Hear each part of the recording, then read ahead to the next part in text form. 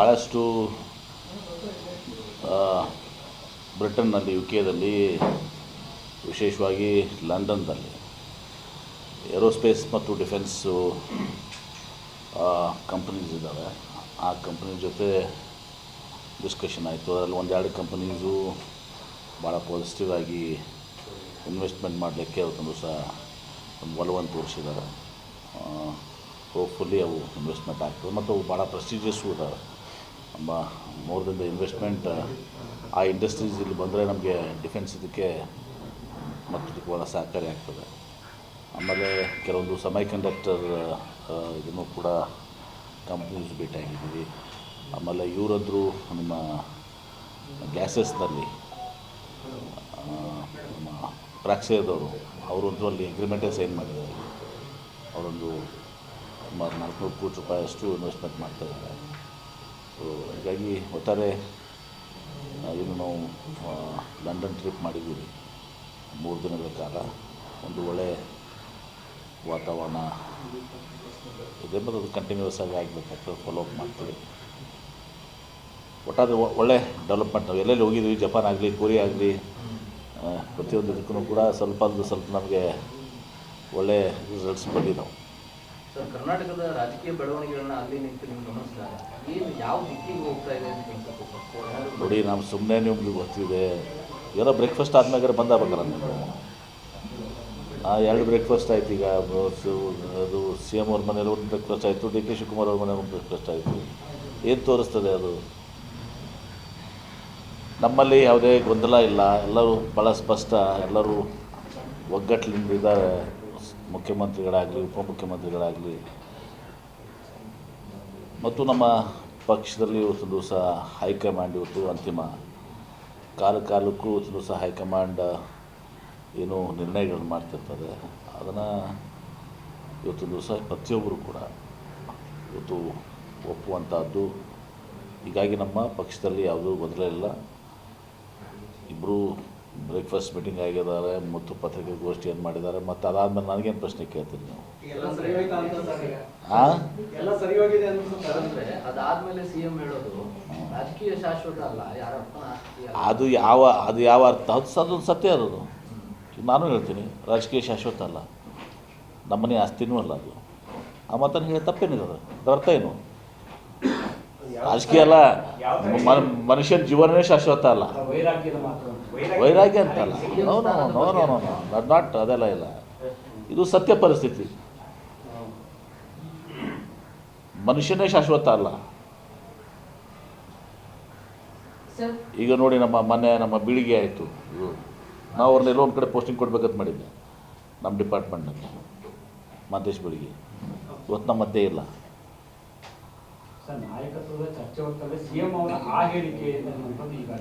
ಅದ್ಯಾವುದೂ ಇಲ್ಲ. ಮುಖ್ಯಮಂತ್ರಿಗಳು ಹೇಳಿರುವಂಥದ್ದು ಅದು ಸತ್ಯ. ರಾಜಕೀಯ ಇವತ್ತು ದಿವಸ ತಾವು ನೋಡಿದ್ದೀವಿ, ಎಲ್ಲರನ್ನೂ ನೋಡಿದ್ದೀವಿ. ನಾವು ಭ್ರಮೆಯಲ್ಲಿ ಇರ್ತೀವಿ. ಇವತ್ತು ದಿವಸ ನಾವು ಶಾಶ್ವತ MLAಗಳು, ಶಾಶ್ವತ ಮಂತ್ರಿಗಳು, ನಾವು ಶಾಶ್ವತವಾಗಿ ಇರ್ತೀವಿ 100 ವರ್ಷ. ಅವೆಲ್ಲ ನಮ್ಮ ಭ್ರಮೆಗಳು. ಇವತ್ತು ದಿವಸ ಎಲ್ಲರಿಗೂ ಅನ್ವಯಿಸ್ತದೆ. ನಿಸರ್ಗದ ನಿಯಮ ಅದು. ಹೀಗಾಗಿ ಪ್ರಜಾಪ್ರಭುತ್ವ ವ್ಯವಸ್ಥೆಯಲ್ಲಿ ಜನಾದೇಶ ಏನಿದೆ, ಆ ಜನಾದೇಶ ಇವತ್ತು ದಿವಸ ಅಂತಿಮ ಆಗ್ತದೆ.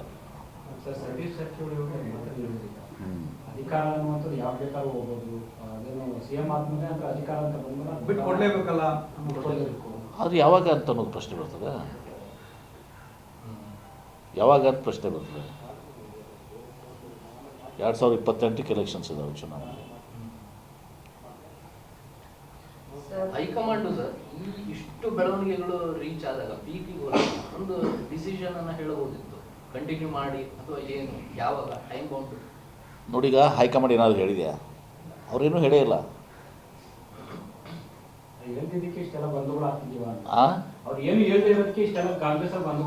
ಆದರೂ ಏನು ಹೇಳಿದ್ವಿ ಅಂತ ಅರ್ಥ ಏನದು? ಏನು ಅದಕ್ಕೂ ಅವ್ರ ಮಾತುಕತೆ ಇಲ್ಲ. ಎಲ್ಲವೂ ಸರಿ ಇದೆ ಅಂತ ತಿಳ್ಕೊಂಡು ಹೋಗಿದ್ದಾರೆ. ಹೈಕಮಾಂಡ್ ಅವಾಗ ಇಂಟರ್ಫಿಯರ್ ಮಾಡ್ತಾರೆ. ಅವಾಗ ಹೈಕಮಾಂಡ್ ಏನು ಹೇಳಿದೆ ಸ್ಪಷ್ಟನೆ ಕೊಡದೆ ಮುಂದಕ್ಕೆ ಹೋದ್ರೆ ಆಯ್ತಲ್ಲ ಈಗ ಏನು ಗೊಂದಲ ಹೈಕಮಾಂಡ್ ಯಾಕೆ ಹೇಳ್ಬೇಕು ಈಗ ಇಬ್ಬರು ಕೂಡ ಇಬ್ಬರು ಮುಖ್ಯಮಂತ್ರಿಗಳು ಉಪಮುಖ್ಯಮಂತ್ರಿಗಳು ಇಬ್ಬರು ಬ್ರೇಕ್ಫಾಸ್ಟ್ ಮಾಡಿದಾರಲ್ಲ 2 ಮೀಟಿಂಗ್ ಬ್ರೇಕ್ಫಾಸ್ಟ್ ಮೀಟಿಂಗ್ ಆಗಿದಾರಲ್ಲ ಅದು ಕೇವಲ ಆ? ಸೆಷನ್ಗೋಸ್ಕರ ಆಗಿರೋ ಬ್ರೇಕ್ಫಾಸ್ಟ್ ಏನ್ರಿ ಸೆಷನ್ ಗೊಂದಲ ತಿಳಿಗೊಳಿಸೋಕೆ ಆದ ಬ್ರೇಕ್ಫಾಸ್ಟ್ ಹಾಗಂತ ಹೇಳಿದಾರ ನೀವು ಮಾಧ್ಯಮದವ್ರು ನೀವು ಏನೇನೋ ಊಹೆ ಮಾಡ್ತೀರಿ ಎಲ್ಲವೂ ಕೂಡ ಇದೆಲ್ಲ ಏನು ನಡೆದಿದೆ ಎಲ್ಲ ಮಾಧ್ಯಮಗಳ ಸೃಷ್ಟಿ ನಿಮ್ಮದೇ ಇದು ನಿಮ್ಮದೇ ಸೃಷ್ಟಿ ಇದೆಲ್ಲ ಈಗ MLAಗಳೆಲ್ಲ ಮಂತ್ರಿಯಾಗ ಹೋಗಿರ್ತಾರೆ ಕೇಳೋದು ಪ್ರತಿಯೊಬ್ಬರಿಗೆ ಹಕ್ಕಿದೆ ಅದನ್ನು ಭಿನ್ನಮತೀಯ ಚಟುವಟಿಕೆ ಅಂದ್ಬಿಡ್ತೀರಿ ನೀವು ಇದು ಹೈಕಮಾಂಡ್ ಅವರು ಹೇಳಿರುವಂತ ಒಗ್ಗಟ್ಟಿಗಾಗಿ ಮಾಡಿದ್ರು ಅಂತ ಒಂದು ಮಾತು ಸರ್, ಆದ್ರೆ ಅದನ್ನು ಮೀರಿ ಅತಿ ಹೆಚ್ಚು ಒಗ್ಗಟ್ಟಿದೆ ಅಂತ ತೋರ್ಸೋಕೆ ನಿನ್ನೆ ಸೇರಿದ್ರ ಅಂತ ಯಾರು ಬ್ರೇಕ್ಫಾಸ್ಟ್ ಒಂದು ಬ್ರೇಕ್ಫಾಸ್ಟ್ ಒಗ್ಗಟ್ಟಿನ ಪ್ರದರ್ಶನ ಆಯ್ತು. ಅವ್ರು ಒಬ್ಬ ಎರಡನೇ ಬ್ರೇಕ್ಫಾಸ್ಟ್ ಅಂದ್ರೆ ಏನಾಗ್ತದೆ ಇನ್ನೂ ಹೆಚ್ಚಿಗಿದೆ ಅಂತ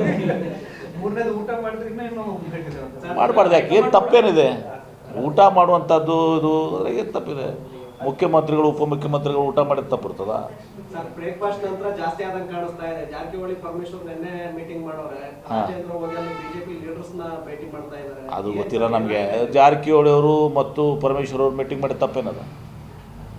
ಜಾರಕಿಹೊಳಿ ಅವರು ನಾವು ಅನೇಕ ಸಲ ಮೀಟಿಂಗ್ ಮಾಡ್ತಿರ್ತೀವಿ, ಪರಮೇಶ್ವರ್ ಅವರು ನಾವು ಅನೇಕ ಸಲ ಮೀಟಿಂಗ್ ಮಾಡ್ತಿರ್ತೀವಿ. ನಿನ್ನೆ ನಾನು ಹೋಗಿ ಮುಖ್ಯಮಂತ್ರಿಗಳ ಜೊತೆ ಇದು ಮಾಡಿದ್ವಿ. ಈಗ ಮುಖ್ಯಮಂತ್ರಿಗಳು ಉಪಮುಖ್ಯಮಂತ್ರಿಗಳು ಟ್ರೈ ಮಾಡ್ತಾ ಇದ್ದಾರೆ. ಏನೋ ಒಂದು ಕೆಲಸ ಇತ್ತು, ಈಗ ಅವ್ರು ಇನ್ನೂ ಕೆಳಗಡೆ ಬಂದಿಲ್ಲ ಅಂತ ಹೇಳಿದರು. ಈ ಮಧ್ಯೆ ಕೊಟ್ಟ ಮಾತಿನ ವಿಚಾರ ಪದೇ ಪದೇ ಚರ್ಚೆಗೆ ಬಂತು ಸರ್. ನೋಡಿ, ಆ ಕೊಟ್ಟು ಮಾತು ಇದು ಅದೆಲ್ಲವೂ ಕೂಡ ನಮಗೆ ಯಾವುದೂ ಗೊತ್ತಿಲ್ಲ. ಹೈಕಮಾಂಡಿಗೆ ಏನಾದರೂ ಇದ್ದರೆ ಅದು ಹೈಕಮಾಂಡ್ ಹೇಳಬೇಕಾಗ್ತದೆ. ಸದ್ಯಕ್ಕೆ ಸಿಎಂ ಕುರ್ಚಿ ಖಾಲಿ ಇಲ್ಲ ಅನ್ನೋದು. ಖಾಲಿ ಇಲ್ಲಲ್ಲ, ಖಾಲಿಯಲ್ಲಿದೆ, ಗೊತ್ತಿಲ್ಲ. ಖಾಲಿ ಇದೆಯಾ ಸರ್? ಜನವರಿ ನಂತರ ಖಾಲಿ ಆಗುತ್ತೆ ಅಂತ ಸರ್. ಜನವರಿ ನಂತರ ಖಾಲಿ ಆಗುತ್ತೆ ಅಂತ ಸರ್. ಅದೆಲ್ಲ ನಿಮ್ಮ ಮಾಧ್ಯಮದ ಊಹೆ. ನಿಮಗೆ ಮಾಧ್ಯಮದವ್ರಿಗೆ ಏನಾದ್ರು ಬೇಕಲ್ಲ. ನಮ್ಮಲ್ಲಿ ಅಂಥದ್ದು ಯಾವುದೂ ಕೂಡ ಇಲ್ಲ. ಎಲ್ಲ ಉಪಮುಖ್ಯಮಂತ್ರಿಗಳು ಒಕ್ಕಟ್ಟಿನಲ್ಲಿದ್ದಾರೆ. ಎಲ್ಲ ಮಂತ್ರಿಗಳು, ಶಾಸಕರು, ಎಲ್ಲ ಪಕ್ಷ ಸಂಪೂರ್ಣವಾಗಿ ಒಕ್ಕಟ್ಟಿದೆ ನಮ್ಮಲ್ಲಿರುವಂಥದ್ದು. ಸನ್ನಿವೇಶ ಬಂದ್ರೆ ನೀವು ಏನಾದರೂ ಆಕಾಂಕ್ಷೆ ಆಗಿರ್ತೀರಾ ಅಂತ ಆ ಪ್ರಶ್ನೆನೇ ಉದ್ಭವಿಸಿದೆ. ನೀವು ನನ್ನೇ ಯಾಕೆ ತರ್ತಾ ಇದ್ರೆ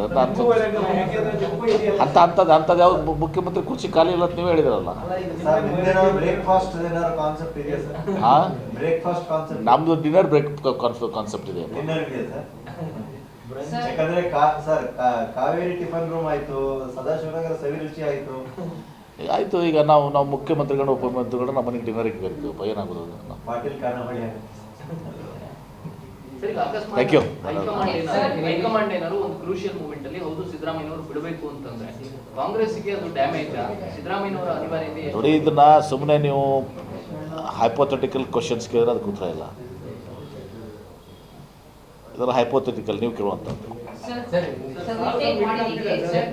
ಖರ್ಗೆ ಅವರು ಮೀಟಿಂಗ್ ಮಾಡ್ತಿದ್ದಾರೆ, ಕರೆಸ್ತೀವಿ ಅಂತ ಹೇಳಿದ್ರು. ಸೋನಿಯಾ ಗಾಂಧಿ ಅವರು ಮೀಟಿಂಗ್ ಈಗ ಅಲ್ಲಿ ಖರ್ಗೆ ಅವರು ಮೀಟಿಂಗ್, ಸೋನಿಯಾ ಗಾಂಧಿ ಅವರು ಮೀಟಿಂಗ್ ಮಾಡಿದ್ರು. ವಿಂಟರ್ ಸೆಷನ್ ಇದೆ, ಈಗ ಚಳಿಗಾಲ ಅಧಿವೇಶನ, ಅದಕ್ಕೆ ಮೀಟಿಂಗ್ ಮಾಡಿದ್ರು. ಅದಕ್ಕೂ ನೀವು ಕರ್ನಾಟಕಕ್ಕೆ ಇದು ಮಾಡಿದ್ದೀರಿ, ಕರೆಕ್ಟ್ ಮಾಡಿದ್ದೀರಿ. ಗ್ಯಾರಂಟಿ ನ್ಯೂಸ್, ಸುದ್ದಿ ಖಚಿತ, ನ್ಯಾಯ ನಿಶ್ಚಿತ.